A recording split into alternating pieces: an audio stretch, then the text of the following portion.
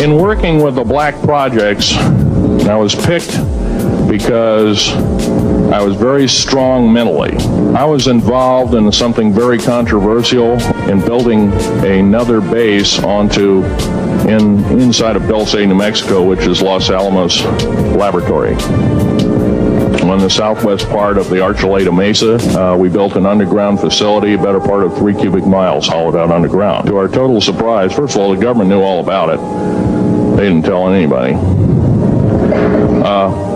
When I saw Green Beret and Black Beret people encamped inside of our geologist camp, I knew something was up. The gig was up. First of all, I knew all about the alien agenda. I'll explain that in a few minutes.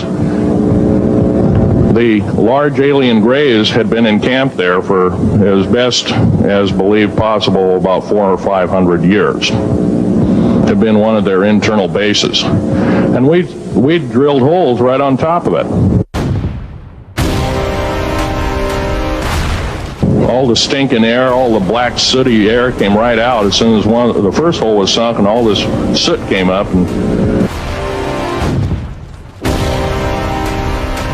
well, that's when all the hell broke loose, really. All started. Anyway, after we drilled all 4 holes, it took about 2 days to drill all 4 of them.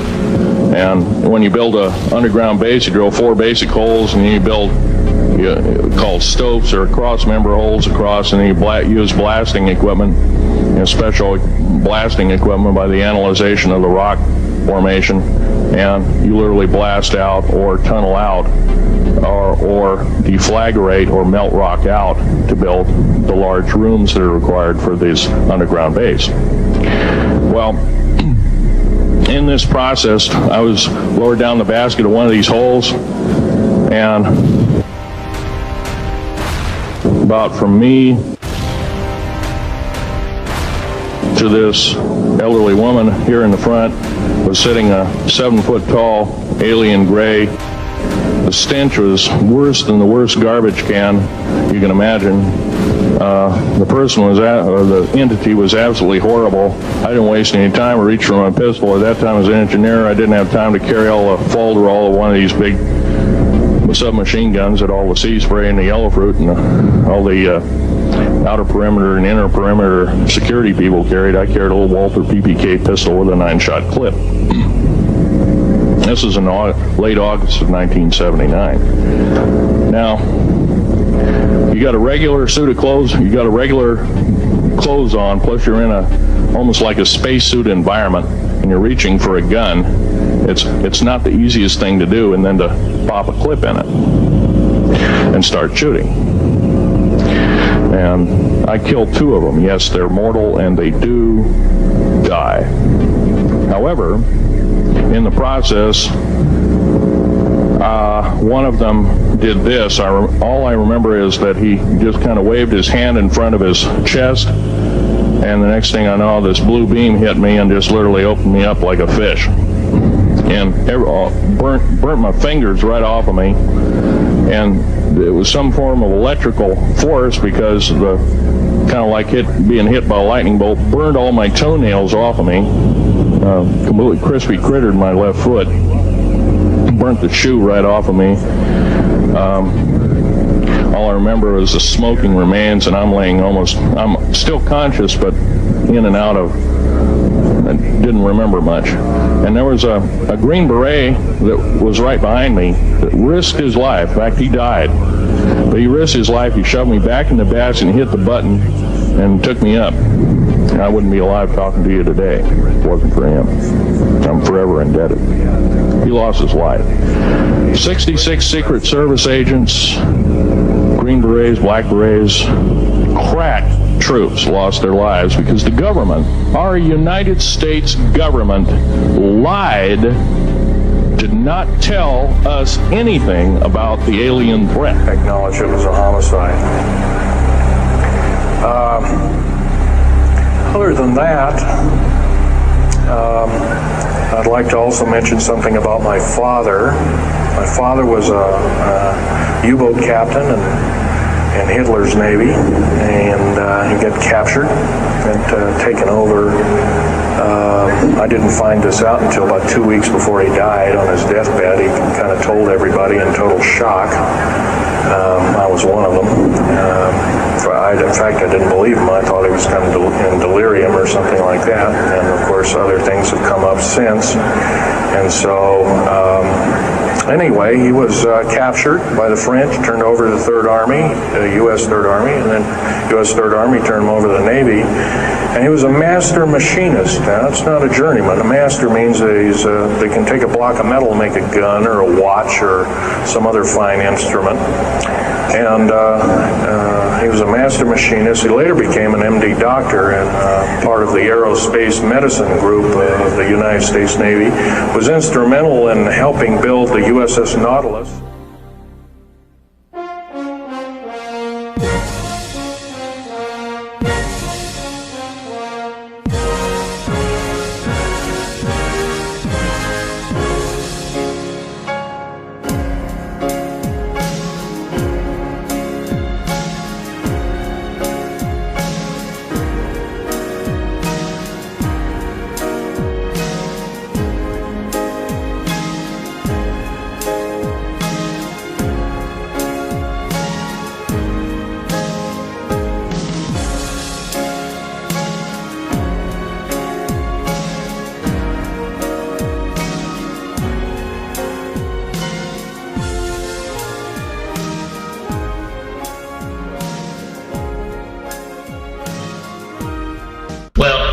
Let me answer this I'll answer this in a couple of parts.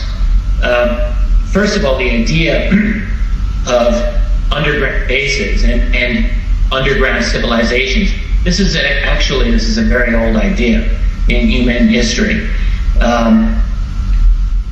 Going back even thousands of years, you've got ancient tribes around the world that have made these claims. We would say it's in their myths, but that there are secret caverns, secret races, secret tribes that exist underground. And really, when one talks about, for example, hollow earth theory, that's a lot of what we're talking about here.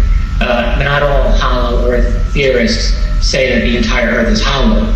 A lot of them will say that there are just substantial caverns under the ground where there are civilizations that are down there. So that's an old idea.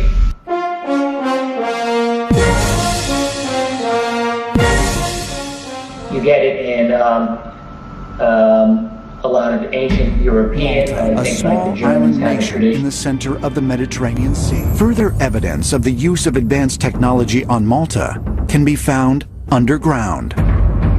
In 1902, construction workers, while building the foundation for several houses, accidentally discovered a mysterious underground sanctuary dating to 2500 BC.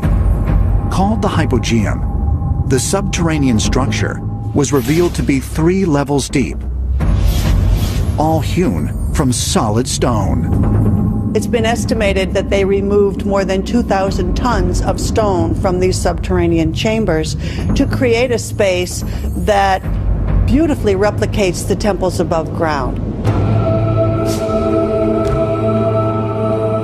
Perhaps one of the greatest mysteries concerning the Hypogeum involve the acoustical properties in what is called the Oracle Room. The acoustic properties within this are absolutely extraordinary, because what happens is that if a person is within the Oracle Room, the way that their voice is carried is heard within the whole of the complex. The second part of my talk will be aliens and the alien agenda. I've already touched on that. Old alien bases. And like I said, Bikini Island, according to what was studied after the A-bomb blast, that some of the caves that were infested with out-of-place artifacts dealing with UFOs and other kinds of paraphernalia had rock forming around them, so they had been basically an alien junkyard in shallow seas for probably the better part of 10,000 years.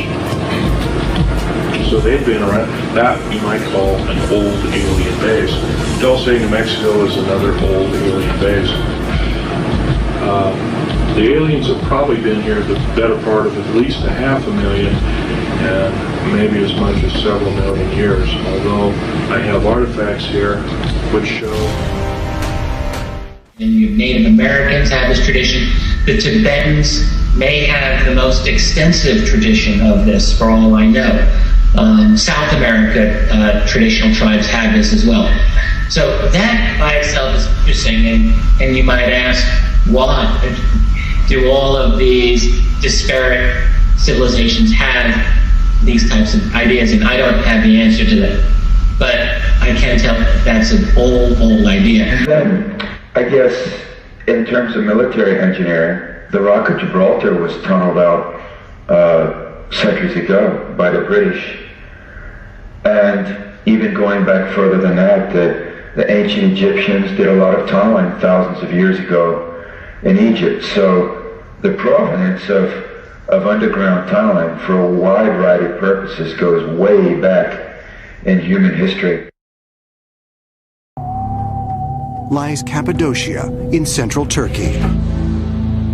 Here, wind and water have sculpted strange shapes out of the soft volcanic rock. Rock which ancient peoples once turned into small primitive dwellings. In more recent years, the site has seen the construction of more modern structures. But in 1963, a simple home renovation in the town of Derinkuyu led to an extraordinary discovery when a cave wall was opened, revealing a passageway to an underground city thousands of years old and more than 280 feet deep. I've been there on multiple occasions, and it's incredible because there's 13 stories that go deep into the ground with ventilation shafts and 15,000 little shafts that bring air to even the deepest of levels. Incredibly, the number of rock rooms that were found could hold over 20,000 men, women, and children. There was even evidence of religious centers, storerooms, wine presses, and stables for livestock. Oh, Derinkuyu would have been a massive undertaking for anyone, even in modern times, with modern equipment.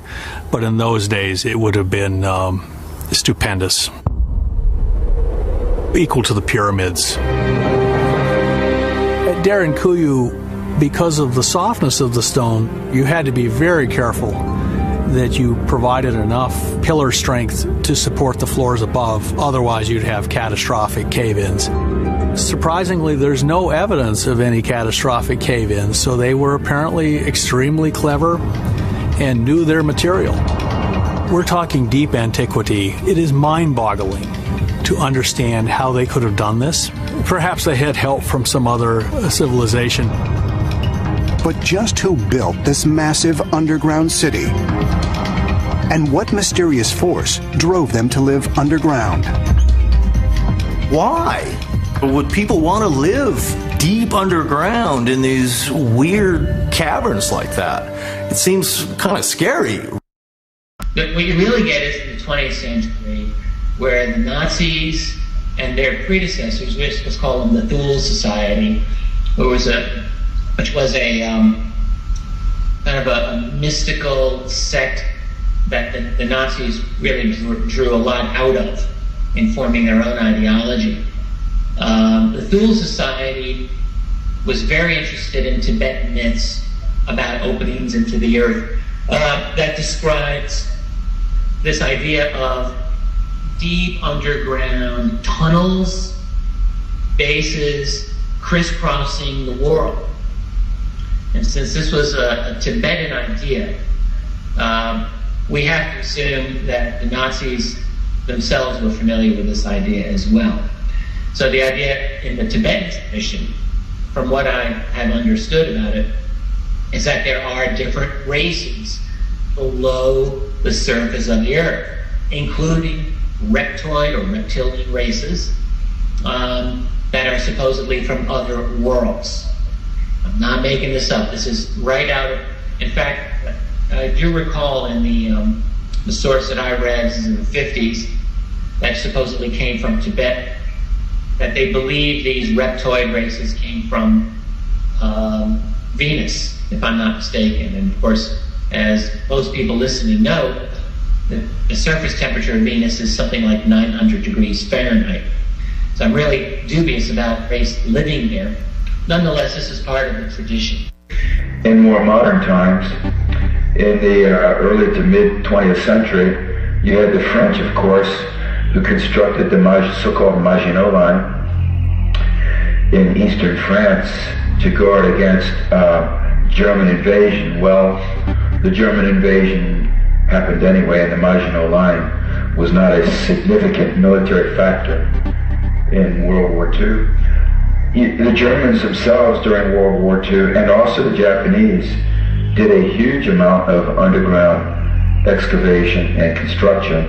There was a military civil engineering organization in the Third Reich called the Todt Organization, T-O-D-T, and it was named after Fritz Todt. Fritz Todt was a brilliant civil engineer. He was the father of the German Autobahn system. During the World War II period, Adolf Hitler asked Fritz Todt to lend his engineering expertise to the military program of the Third Reich, which he did. He established an engineering agency which was called the Todt Organization.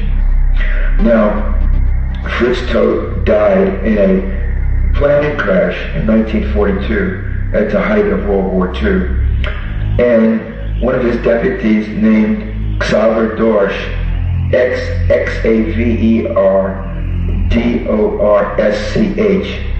took over control of the agency. And one of the things that Hitler tasked Xaver Dorsch was specifically was to embark on an accelerated program of construction of massive deep underground bases for industrial production, for industrial manufacturing in support of the Third Reich's war effort, which he did. However, the war brought an end to that. So after the war, when the Allies, including the Americans, flooded into German-occupied Europe and into Germany itself, they discovered these underground facilities. And the Americans took Xaver Dorsch into detention, and he was actually in American prisoner of war camps for at least a couple of years. The United States Army extensively debriefed Xaver Dorsch. I have a couple of those debriefing documents that he wrote out.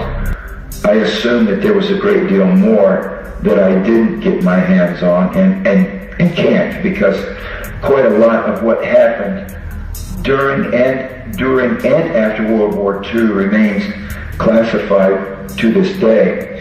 However, I did find a couple of Project Paperclip memos from 1947 that specifically requested Xaver Dorsch by name to be brought to the United States to work on the United States military's underground plant construction program. But he did have a career after World War II. The American military certainly was well aware of who Xaver Dorsch was and his expertise. In his day, he was probably the preeminent authority on underground base construction, whether in Germany or in the United States. And so his services were definitely requested by the United States military after the war, and I suspect that he did come to the United States, but he had a much lower public profile than Werner von Braun, because what the underground base construction program is a very highly secretive and highly secure program that continues to this day. After the war, the United States military embarked on an almost frantic program of deep underground military construction, which continues to this day, and actually my research indicates it continues undersea as well, with underwater bases and tunnels. Lloyd Dulce, the Deputy Director of Engineering and Construction for the United States Army Corps of Engineers, gave a talk at a civil engineering excavation conference at MIT in 1987, where he very plainly spoke about the program of underground construction that the United States military embarked on at the close of World War II. They've never stopped.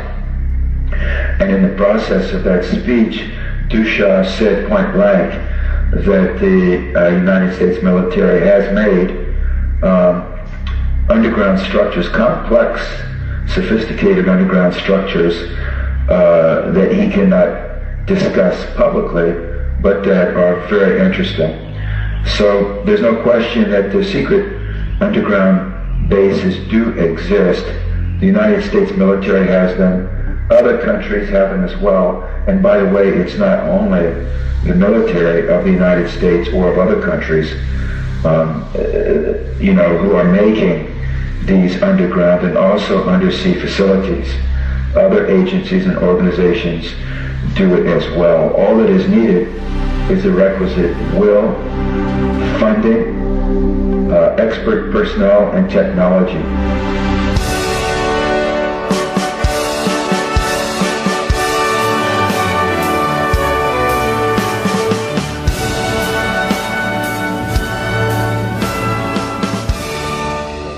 Laboratory. On the southwest part of the Archuleta Mesa, we built an underground facility, a better part of 3 cubic miles hollowed out underground. Then to the southwest of that, we were in the process of the early stages of building. We drilled 4 large tunnel-like holes. It is possible to create an underground and/or an undersea base virtually anywhere on planet Earth. One of my expert sources told me, when I asked him the same question you just asked me, he said point blank, it's child's play. It's well within the state of the art of modern civil engineering to make a major underground base a mile deep. No problem. That is child's play to make an underground base 1 mile deep. By implication, that suggests it's possible to go even deeper. How much deeper? I don't know, but I've had people tell me that some of the bases are as deep as 10, 12, 14 miles down. I can't prove that. That's what I've been told. But let's just say they can be at least 1 mile deep. Okay, so if they're 1 mile deep, how would they make that? Like, can you state possibly a piece of technology that you came across in documents you were researching, or? Oh yes. Since at least the 1950s, the mining and civil engineering industries have had the capability to sink major shafts straight down 1, even 2 miles or more, and then to tunnel out from the bottom of these shafts, whether for mining purposes or for other purposes, and create tunnel complexes. Well, the most common form is to use very hard cutting heads on the tunnel boring machines that rotate. It would be like a huge version of the drills used in the petroleum industry and natural gas industry to drill very deep underground boreholes. Only these would be used mostly, not only, but primarily in a horizontal mode, and would have a far larger diameter. But yes, the cutting head would use heads and extremely hard metallic alloys that would cut away the rock and gouge their way through, and then And then behind the cutting head, there's a system of conveyors that take the crushed rock back behind the machine, and it can be carried away down the tunnel either by conveyors or through a slurry pipe or through narrow gauge railways. All three of these methods are in wide use in the mining industry and underground tunneling industry. I've heard theories of also nuclear-powered drills. Yes, I cite this technology in my first book. These are called subterranes, S-U-B-T-E-R-R-E-N-E. Subterranes are nuclear-powered. They use a small fission nuclear reactor. The nuclear reactor is contained within a machine. It heats up a reservoir of lithium into a liquid form. The lithium is a metal, by the way, but it's heated up and it's circulated tubing through the cutting edge or cutting face of this nuclear tunnel boring machine. This is as described in the patents. And this in turn causes the head of the machine to heat up to about 16 or 1700 degrees Fahrenheit, which then liquefies the rock face of the tunnel and into a molten state. And because of the pressure, mechanical pressure of the machine, as it presses forward the tunnel, it displaces this molten rock and plasters it against the side of the tunnel in a molten vitreous form, so that as the machine moves along, it leaves behind this hot, glassy surface that then cools, and you get a glassy, hard rock glass type of surface to the interior of the tunnel. The research and design was done at Los Alamos National Laboratories back in the 20th century. And right about towards the end of the Vietnam War and coming forward, there was an R&D effort, and there were some patents granted to the research team at Los Alamos. If they are in use, they are being used clandestinely in great secrecy. There are millions of patents, and very, very few of them actually make it to production. A lot of them don't even work. Is there anything that actually says these are real thermonuclear boring machines? I went to Bechtel in Las Vegas, Nevada, and put in subterrane, which is what they called one of these, a subterrane, into their computer system. These are images of the subterrane being tested up at Los Alamos Scientific Laboratories. The actual boring tips get superheated and they melt through solid rock. There's no excavation of materials that are needed. The rock penetrates, cracks, and presses liquid molten glass up through a lining all the way around it.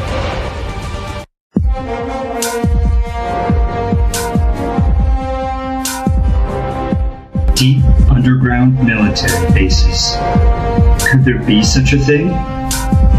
And Phil Schneider, who could believe such testimony? Maybe, in order to understand these extraordinary claims, we must first know who Phil Schneider was.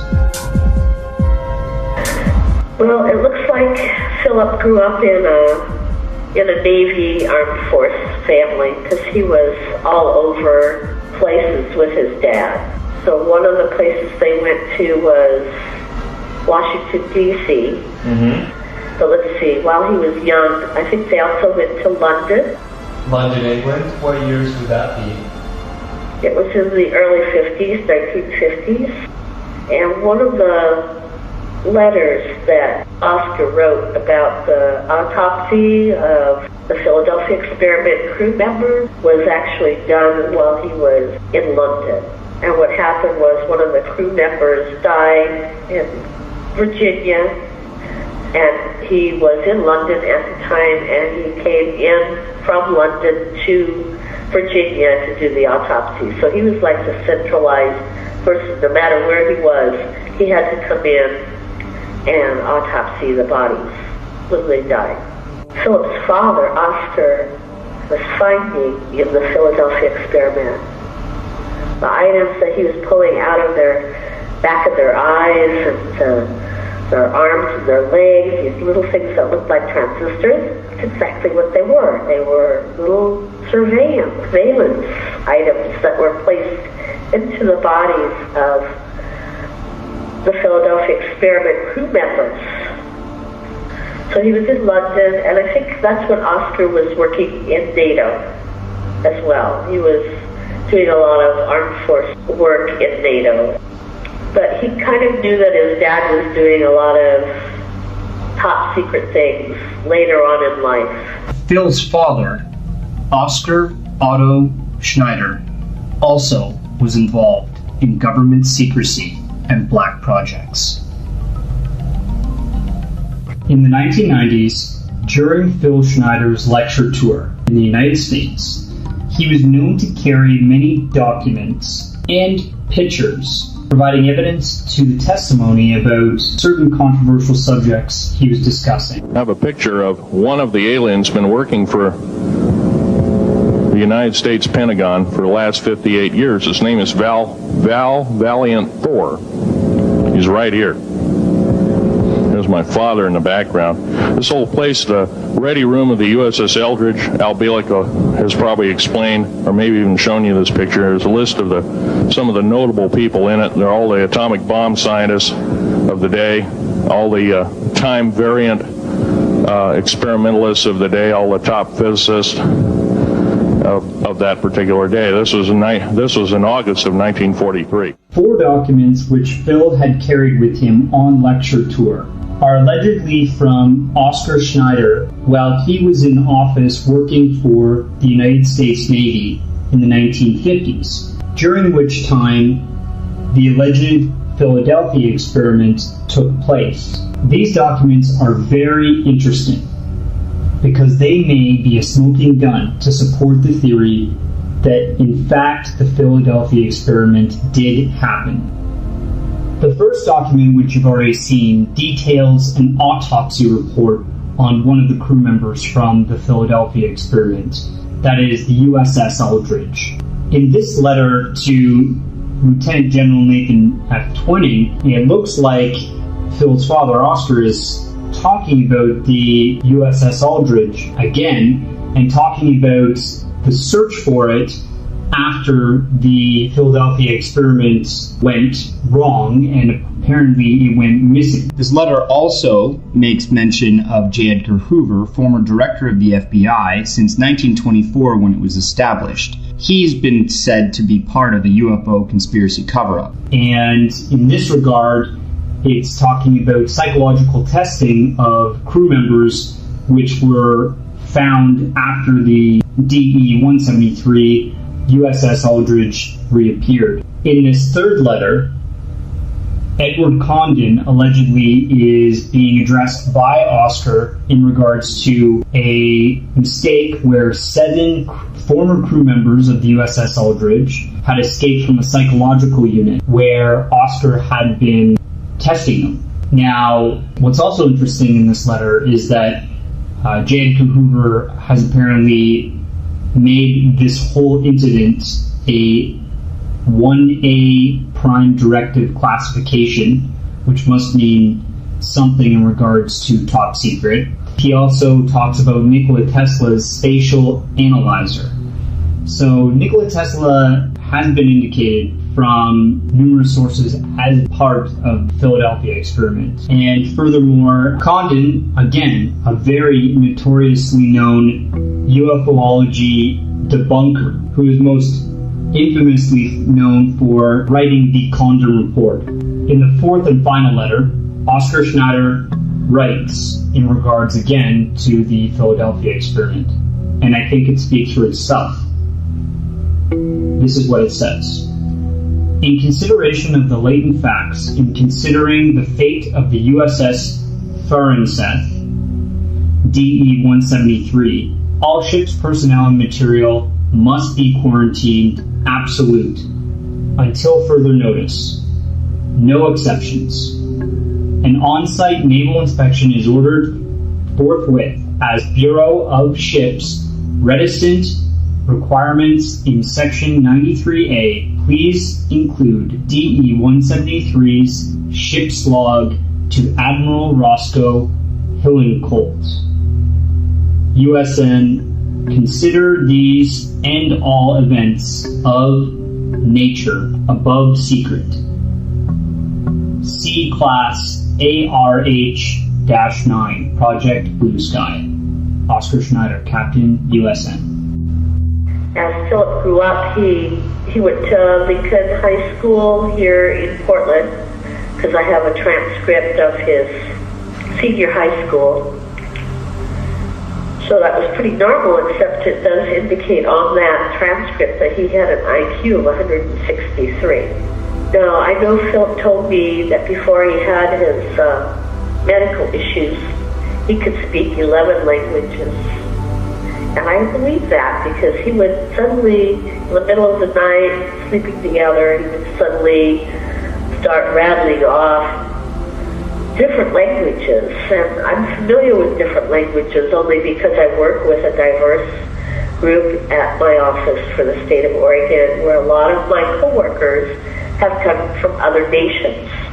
So this is all though in his sleep he consciously couldn't remember how to speak those languages, but in his sleep unconsciously he could still connect with some of them. There have been 4 years at Duke University. I would say late 60s he started his work, and then I have Social Security records under a wrong Social Security number, and I think this is how the Black Ops get away with a lot of things, is they put you under the wrong Social Security number so you can't prove your work history with them. But I can prove that under the wrong Social Security number he worked for Morrison Knudsen, which is a contractor. It's a civilian contractor that works for the Army or Navy, and not unlike what's happening in Iraq today. You hear about all these contractors doing work out there, and then some of them were captured and killed or tortured. That's exactly what was happening back during the Vietnam War. Then he did Dulce, New Mexico, where he was shot in the chest. Then he had to recover. He did some work in Trojan Nuclear after that. By the early 1980s, he was applying for SSI.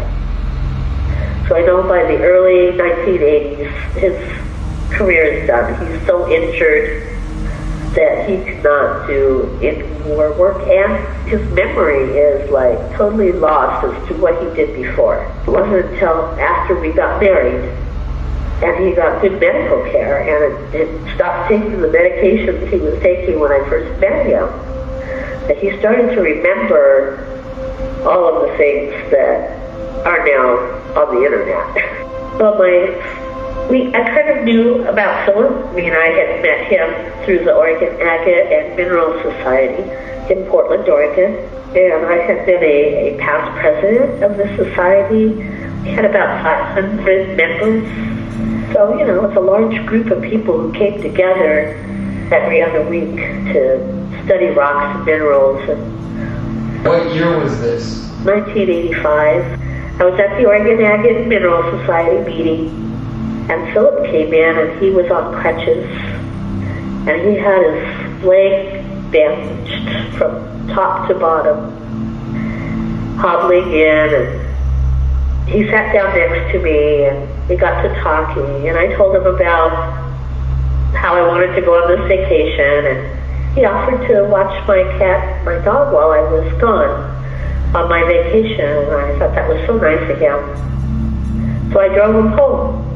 He lived way far away from the meeting place. He lived in downtown Portland. And when we came into his apartment, he had this big chalkboard, a big giant one, and it had a drawing of what looked like a little space shuttle or something, and a big dotted line that went and connected with it. And there were a whole bunch of formulas. I mean, like, he was way into whatever it was he was looking at. And I asked him about it. He said that was the Challenger, which had just exploded. and he was telling me how a cosmosphere had shot it down. But he really started to introduce me to the black ops, to the world that's different than what we know. Hello, Marie. Hi. Want a squirt?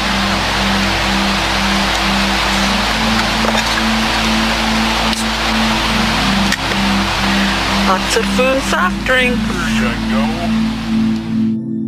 So tell me when did Phil start telling you about his past and his work? It was soon after I determined that the Dilantin that he was taking was actually killing him rather than helping him. He kept saying that he had to take Dilantin to prevent seizures. But I noticed when he took Dilantin, he would have a seizure. It was the other way around. It was actually killing him. And it was disrupting him emotionally, physically, so much that he didn't have much of a memory of anything in his past. And then after we were married, he got really good medical care. It slowly started to come back. I mean, it was like, he would even say to me, gee, I hope you don't think I'm like lying because I'm just remembering this, but wow, you know, these things start coming up and I just suddenly remember what's really happened. And he talked about his friend Ron. I met Ron early on before Philip and I got married. What year do you think that was?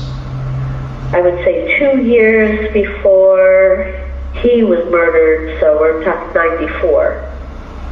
I know he was out on the lecture tour by then. But that's really when it started. When Oscar died, it might have been 94, Philip went down into his basement, found a file cabinet full of stuff that was just unbelievable. And he showed me most of that. I mean, I saw the original envelopes with the original paperwork that had the drawings on it. I saw the original photographs with the stamps on the back from the Navy. I mean, it was all real stuff. This was not faked. He shared so much with me, even though we were divorced at the time. So I saw all this stuff that came out of the file cabinet. But he'd been talking to Ron about it a lot. They were doing a little alien magazine, a little digest.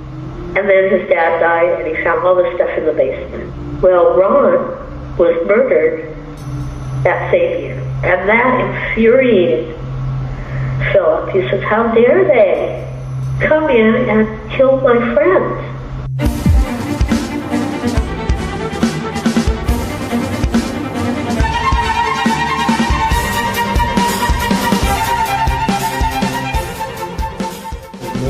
Knudsen or any of these other big companies have anything to do with the construction of these underground facilities? I spent years going through reams of technical documentation from the military-industrial complex. I just accumulated thousands and thousands of pages of it. And Morrison Knudsen is one of those that would pop up in the bibliographies, along with companies like Parsons, Brinkerhoff, Clay and Douglas, Hewitt, Black and Vetch. You won't easily find this stuff on the internet. I found these documents by going to federal document repositories at major university libraries in the United States and also to federal agency document repositories. Of course, you have two military agencies, the Army Corps of Engineers, which is definitely involved in constructing underground bases and tunnels. It has been for more than half a century. You also have the U.S. Navy Seabees, who also work in underground and undersea construction. Those would be the lead, two of the lead military agencies, but there are large corporations that are involved. The Bechtel Corporation is one. Then you have the tunnel boring machine companies such as the Robbins Company in Yelm, Washington, the Lovac tunnel boring machine. A number of these companies, which for decades have worked very closely with not only the United States military agencies, but also other agencies in construction of underground facilities and tunnels, and also, well, highly trained engineers, funding. They provide facilities, construction facilities, and administrative facilities, not only in the United States, but in the case of these larger companies all around the world. And you have to understand that the American government and the American military agencies and also other organizations that the American government, whether on the civil side or the military side, interface with, have a global reach. They have a global scope of operations. So when they embark on any major project, including the construction of undersea and or underground bases, tunnels, and facilities of any kind, they need to work with other agencies and corporations that are able to operate internationally. From a logistical standpoint, they have the capability to move machinery, personnel, and money around the world. When you're involved in a large project, you may need to move hundreds of millions or even billions of dollars of funding around the world, from country to country, from city to city, to subsidiaries, in between various government agencies. So you need to have a sophisticated accounting operation, for one thing. You need to be able to move personnel around. So you need to have a company that's able to get visas and work permits and find housing and transportation and medical care and on for a workforce. And you also need to be able to move machinery around, ships, tunnel boring machines, the materials that you'll need, stainless steel, structural steel, concrete. These are massive undertakings. And to do that, you need to have large organizations with a bureaucratic and administrative structure that's capable of supporting projects like this. So that's why you have these large corporations involved. With these corporations, it's like a shell game, and it's harder and harder to find out who is working for whom and what they're doing and under what conditions. The so-called Morrison Knudsen is now owned by something called URS as of 4 years ago, 2007. So you see that when I say I'm not sure Morrison Knudsen exists per se anymore, it's been enveloped.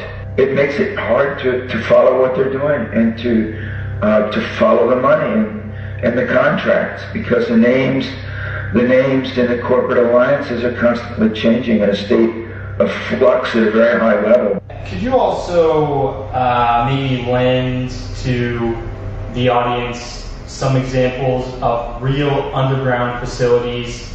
The most famous one would be under Cheyenne Mountain in Colorado, which used to be the NORAD headquarters. Now it's a backup NORAD base. NORAD has moved to Peterson Air Force Base in Colorado, not far away. But that would be the most famous one. I guess it's appeared in many movies. It is large, it is sophisticated, it is deep. Then you also have the famous FEMA underground base beneath Mount Weather in Northern Virginia. It's run by FEMA, the Federal Emergency Management Agency. It's also quite deep, sophisticated, large. It amounts to an actual small town, deep underground. There are others. There's so-called Site R complex that is the Pentagon's alternate command center, which is underground on the border between Maryland and Pennsylvania. And then, of course, you have the well-known Area 51 facility. There's been quite a lot of underground tunneling excavation done there. Many people have spoken about facilities out there. And then there are other ones that are perhaps less well known. The NSA in Laurel, Maryland. Of course, NSA is the National Security Agency. Has a very large, deep, sophisticated facility beneath its base, which is at Fort Meade. Fort Meade is an armed facility, but the NSA is actually the major activity there. And there are just literal acres, multiple acres of supercomputers beneath Fort Meade that go down and down and down, level after level. I've been told 20 levels, maybe more. And then Los Alamos National Lab in northern New Mexico. Then you have Camp David in Maryland. Many people are familiar with Camp David as a United States presidential retreat where presidents often helicopter to for rest and relaxation. But less commonly known is that there is a massive underground facility that spreads out for miles. Another underground facilities beneath Washington, D.C. There are miles of tunnels beneath Washington, D.C. of many kinds, and including beneath the White House. There's a vast, deep underground facility beneath the White House. It's been there for at least since the 1960s. It's very deep, multiple levels, and stretches out a long ways. I spoke to one person who was in it back in the 1960s. And the part she was in, she entered a corridor that was 17 levels beneath the White House. Could you name like a underground military base that the United States has built in another country? Well, for example, in the run-up to the first war against Iraq, Bechtel built 3 deeply buried, sophisticated underground facilities in Saudi Arabia. They were used during the war, the first war. Stormin Norman Schwarzkopf, who was the American military commander, spent most of that war underground in Saudi Arabia. Switzerland, the Swiss Alps are just tunneled out. I've heard them described as being excavated like Swiss cheese, as full of holes as Swiss cheese. And the Chinese, it has come to light that the Chinese have constructed something like 3,000 miles of underground tunnels to house their nuclear arsenal. And the Chinese have also, on Hainan Island, which is off the southern Chinese coast, constructed a vast underground naval base that accommodates ocean-going military vessels, both surface vessels and also submarine. The Chinese bring submarines from the China Sea into this underground base on shore, and they bring the submarines in underwater through massive underwater tunnels. I've read that there are 11 of these tunnels. So there's some examples. This is not restricted to the United States, of course. What's the point? Well, what's the benefit of building all of these bases in and around the world? What is it for? Is it for keeping things secret? And what are they keeping secret? Is it for keeping things away from the public? And then, is it also for protection in some way? Could you elaborate on that? Yes, to all of that. All of those are considerations. The motivation for going deep underground and or deep undersea is often driven by concerns of security and secrecy. Weapons production and storage happens underground, whether for nuclear weapons or other kinds. This has been going on ever since the World War II period. You also have scientific research facilities underground. The CERN Super Collider on the border of Switzerland and France would be a good example. That one is very much publicly known and discussed. There are other underground research facilities, including at Area 51 and elsewhere, that operate much more out of the public eye. There are many rumors about clandestine extraterrestrial facilities, both underground and undersea. And A growing number of people have come forward over the years with anecdotal accounts of having seen and or been taken into such facilities by a variety of reasons, both by extraterrestrials and also by shadowy elements of the United States military, by clandestine units. I do take these stories seriously. I do believe that these types of facilities exist. What are the reasons that they would be here and underground? Again, for secrecy, for security, and for purposes of communication, command, and control. The same reasons that the United States military builds underground bases.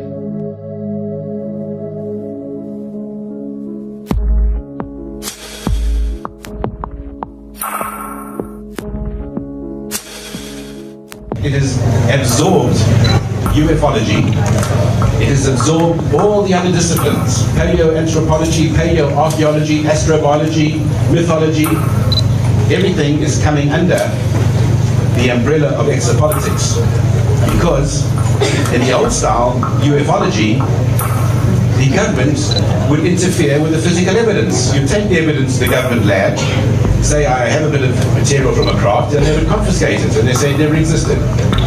But with exopolitics, we are able to have a platform where qualitative measures are acceptable. We use them just the same way as with your legal system. If you have a murder and there's no body, you can still get convicted based on the witness testimony. And I would say that's the essence of exopolitics. Am I speaking too fast? No. Okay, just tell me. Richard Sala has investigated these deep underground bases. Some of them are actually carved into the side of underground mountains under the sea. Quite a few abductees, quite a few military abductions that I've investigated in my labs spoken of these deep underground bases where humans with their supposedly their back-engineered technology. In some cases, extraterrestrials have been witnessed in joint human ET technology transfer programs, which might involve, to some extent, mind control techniques. Certainly, they've given the secret government certain technologies in exchange for certain privileges, perhaps on the planet. We don't really know the exact details of these agreements. Phil Schneider was definitely there. He was one of the engineers that was responsible for creating these underground bases. And I don't have any reason to doubt that at some point he actually tunneled into perhaps a section of the base where he shouldn't have, where there were off-worlders. And of course, when you have somebody from the outside coming into direct contact with these beings under the ground who have their own hierarchies, it leads to some sort of conflict. Now, I have no doubt that some kind of shootout took place. I mean, we know Phil Schneider has actually showed these severe wounds, cuts down his chest, down his stomach, his hands. So he definitely had some sort of altercation with extraterrestrials at these bases.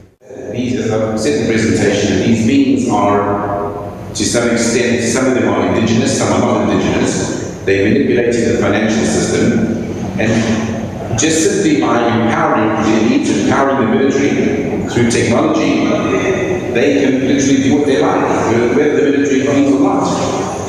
And this is obviously the case that human politics are spurred on by extraterrestrial interference, and we know that's where they prefer to be, underground. Okay, so further to that question, how does a truth embargo on ETs affect global consciousness, reality as we know it, and the evolution of man? Well, the truth embargo, first of all, anything that limits your consciousness or your intelligence is going to keep you pretty much in the same place. Vertical evolution. What we're actually suffering from is not only technical evolution, but a lack of spiritual evolution, which is caused by the same truth embargo. So, the whole point about the truth embargo is that you are not meant to know that there are higher life forms.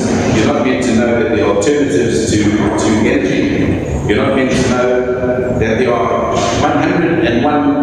other methods of doing many things that we take for granted on this planet.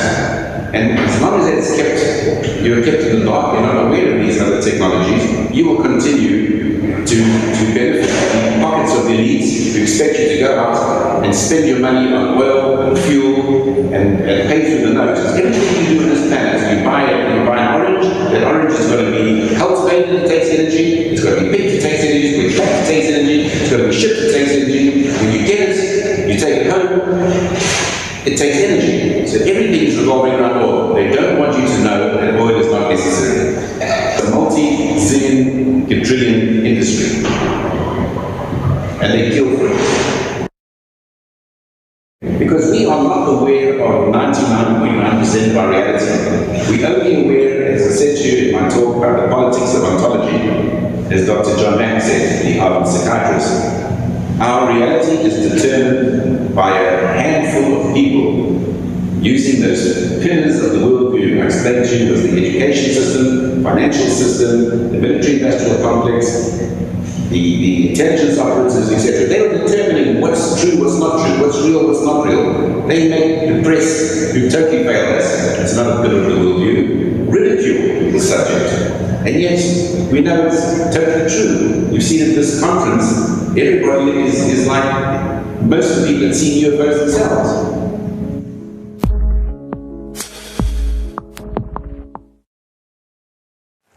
The main topic of my discussion here is to link up basically what's going on with these deep underground military bases, what they're being used for, what is the present situation now being employed both by our federal government, which is slowly being phased out by the United Nations government, as well as the New World, end quote, the New World Order, which is an even higher entity, and who these higher entities are taking their orders from. Well, one question that arises is whether or not there is the legendary, much talked about deal between human government groups and non-humans, the human alien deal. This idea was put out really first in the late 1980s by John Lear. You know, all I can say at this point is that anything is possible. I do believe that there are a number of other beings that are here, other beings, whatever they are. There were rumors going right back to the 1950s about, for example, President Eisenhower supposedly meeting with non-humans. These rumors came out almost immediately after the fact in 1954. There had been a number of individuals who have claimed to have been present or who have been at Edwards Air Force Base in California where Eisenhower supposedly met with ETs back in 1954. Crazy as it sounds, I think it's possible. So if that is possible, is it then possible that such a deal went wrong? For example, what would the deal have included? It could have included we humans getting certain technologies and knowledge from them in exchange for them having the ability to do certain things in our society without us giving them a hassle for it. For them having a permanent base somewhere, maybe in Nevada. Or for them every now and then taking a human being to examine them but then returning them. This is the claim of the human alien deal. And the claim furthermore is that we learned during the 70s and 80s that they were not abiding by their agreement. That they were taking humans, not telling us, not telling the human government and so forth. None of this, I have any idea if this is true or not. I have no idea. I try to deal with facts, I try to deal with confirmed data. This is not confirmed.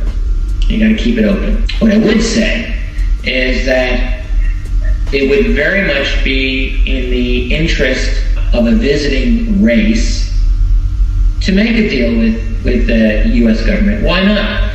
Sure, they might be able to wipe us out if they felt like it, but maybe that's too much of a hassle for them.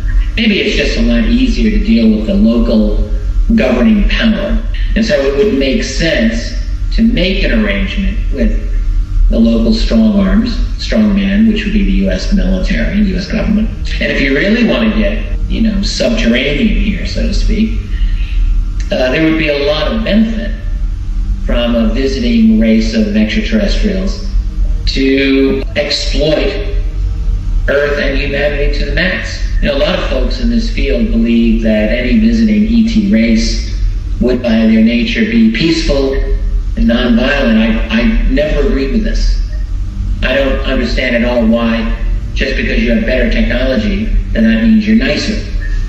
You can be just as exploitative. Look at human history. We've got great technology these days. It doesn't mean we're any less exploitative than people were 5,000 years ago. Where would they be? Well, look, if you come from someplace that's not here, really makes sense, doesn't it, to create a secure environment for yourself, probably under the ground. It's the best place to be. Think about it. If you evolved in an environment that's different from Earth, I mean, we humans, we belong here. We are used to the specific solar radiation that we get. We're used to the microbes that live here on Earth with us. The specific, all the features of planet Earth are suitable for human beings. They may not be as suitable for some other type of species that didn't come from here. When I go through the various witness reports, alleged reports of encounters that people have had with these other entities, that also reinforces my opinion that we're dealing with multiple groups. So at this point in the game, my working assumption is that humanity right now is interacting really on a covert basis with multiple highly intelligent non-human groups that are here. And they're here for purposes that might very well be quite varied. It's not necessarily the case that they all have one agenda. Now, some of these groups, some of these entities, according to, again, witness accounts, are like the prototypical Greys, that is the short, humanoid, large black eyes, big head, spindly arms, and so on.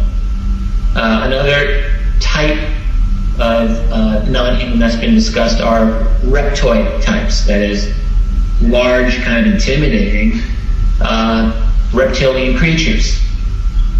Yet another type that's been reported are what we might call mantid or insectoid type creatures. All of this is bizarre, and you might ask yourself, well, what's going on? But yet these reports are consistent across many, many years and many different types of people. Some who are utterly ignorant of the lore or of the literature about this, and they still report these sane, ordinary people. So that gives me pause. That makes me really wonder if these reports are consistent with some of the more ancient myths that people have reported back in earlier times. There's a number of you ladies present, so I won't gore you out, but Al has seen some of the wounds, and there's a few other people that have been to a few of my other lectures, and they can attest that I have been shot. I've been run off the road. I've been pushed off the road. I've been mostly shot at. 11 of my best friends in the last 22 years have been murdered. 8 of them called suicide. I finally got wind of one of them. Portland police is now involved in one of them. Murder by suicide, I call it. My friend Ronald Lee Rummel was an Air Force officer. He's a Silver Star winner. There's a good chance that when I fly back to Vegas, I have to drive home. I left my car down in Vegas. I have to drive home alone. I was scared to hell. Look, let's get right down to it. When you're dealing with something of the magnitude of what it appears to be, that is the presence of a variety of non-humans here on Earth that are here for some sort of agenda, and everything else that goes along with that, including possible collaboration by various human groups with them. This is obviously incredibly explosive material. And so it goes without saying that the intelligence agencies, the deep black agencies, black ops groups, that are involved in this would need to keep this as quiet as possible. They would have to, for their own preservation. So in other words, secret becomes the ultimate goal for this, and that means secrecy, in theory, forever. Forever. Secrecy forever. Which means, furthermore, that, you know, if there are leaks that are going to come out about this, you have to find a way to disable those leaks. Either by disabling the information or the individual behind it. It doesn't have to be by killing them. It could be by ruining their reputation, by discrediting them in one way or another. That's just as good. But, fifth, that there's the ultimate way to silence someone, that's by snuffing their life out. Certainly, one thing that we know in the last 60, 70 years is that assassination techniques have become very, very sophisticated. Very sophisticated. The art of suiciding someone, that is, killing them, making it be a suicide. This is widespread. It's been widespread for many years. During the days of the Cold War, the KGB was very good at this. But guess what? So was the CIA. We have many cases of this happening. To this day, you're not going to get the CIA to admit it, but we know that this happened. It happened in the case of a fellow named Frank Olson in the early 1950s, who had been a biological warfare expert, who was given LSD without knowledge by a CIA friend. Well, Olson had a very bad trip. Long story short, he was taken to a large hotel in New York City, the 10th floor, and was thrown out the window. It made it seem like a suicide. It was no suicide. Olson was killed because he'd become a security risk. This is an old game. So back to our scenario here of multiple non-human groups with possible human-alien interaction going on. This is a secret that has to be kept from their point of view. And anyone who threatens that secrecy has got to be handled, whether by discrediting that person or, failing all else, by killing.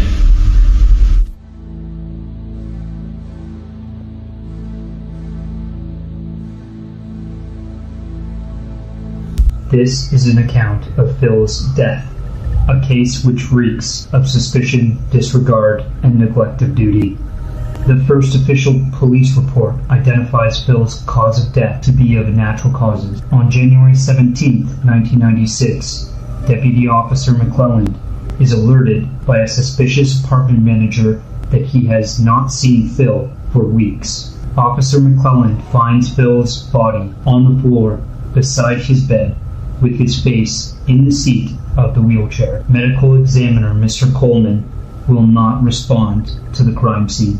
Phil had been dead for 3 to 4 days. His body is then whisked away to a funeral home. January 18th, Mr. Took calls from the funeral home to alert the police he has found a catheter cord wrapped around Phil's neck. Detective Hagen investigates further on January 18th. He calls medical examiner Coleman and Sergeant Joyce, who both elect not to respond. Upon further investigation, while interrogating Deputy McClelland, the deputy recalls the catheter cord being near Phil's neck at the scene of the crime, but cannot make sense of it.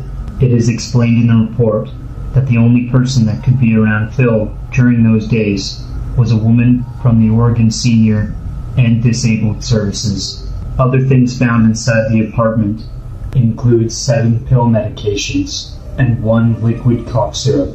An autopsy is to be held by Dr. Gunson on January 19th. Detectives Harris and Kennel are assigned to the case. The autopsy report describes Phil's death as by asphyxiation. Dr. Gunson goes on to say that neck wounds will be described below, but no descriptions of neck wounds are given. Later in the report, the doctor describes there being no neck wounds and no sign of struggle.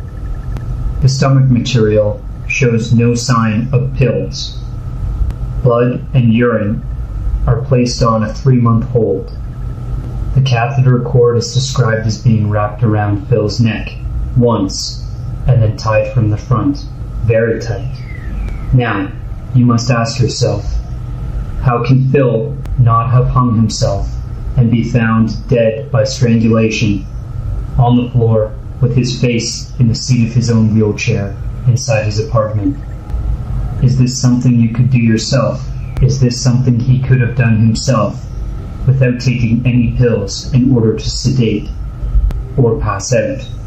Even worse, the blood and urine that was put on a 3-month hold is reported by Dr. Gunson to Cynthia as being further on hold for 1 year. When Cynthia follows up after a year, they are said to be lost, so there is no way to prove that Phil was knocked out by any chemicals. So what do we have here?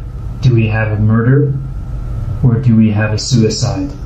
On January 19th, the case is closed. Phil's death has been changed to death by suicide. This is further indicated in his death certificate. Something of more suspicion in regards to the news of his death, maybe in order to further cover it up. An obituary is given to the newspaper, not by Cynthia, and it states that Phil Schneider had died by natural causes. This is it, dudes. This is what we came to see.